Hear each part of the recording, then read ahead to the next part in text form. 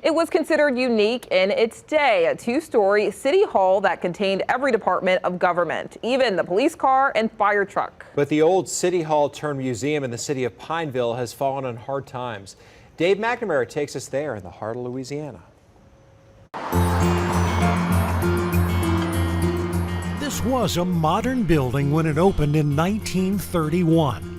For the residents of the central Louisiana town of Pineville, this city hall provided one-stop shopping for all government services. Fire, police, water, city taxes, public library, city court, judge's office, clerk of court, jail. The very first department on the right was city taxes and the water department, which probably was the most common need for any citizen of any town. The mayor's office was a few steps away. Down the main hall to the left was both the police department and the fire department, and a single police car and a single fire engine. The stairs take you to the building's large courtroom.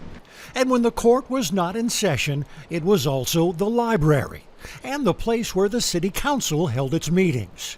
And at the back of the building, behind steel doors, was the city jail. They must have been incredibly cold in the winter and incredibly hot in the summer. This steel frame building with floors and roof made of concrete is a Dutch style, designed nearly a century ago by Alexandria architect Errol Barron. Instead of building a uniform looking brick wall, he took the colors of the brick into account, and he made shapes and patterns. He really got creative on this building. Pineville is located directly across the Red River from the city of Alexandria.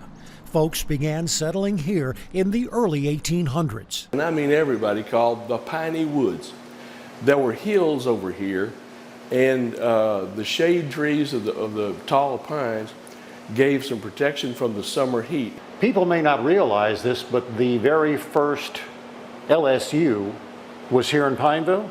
3 or 4 miles north of here, the Louisiana State Seminary of Learning and Military Academy opened in January of 1860. A new city hall was built a couple of blocks away in 1974.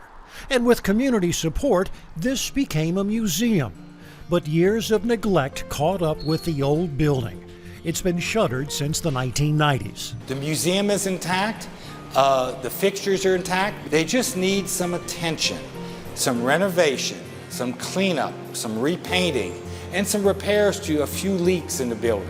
And if those repairs are made, it may reopen as a community center and once again tell the story of Pineville's past. With the heart of Louisiana, Dave McNamara, Fox 8 Local First.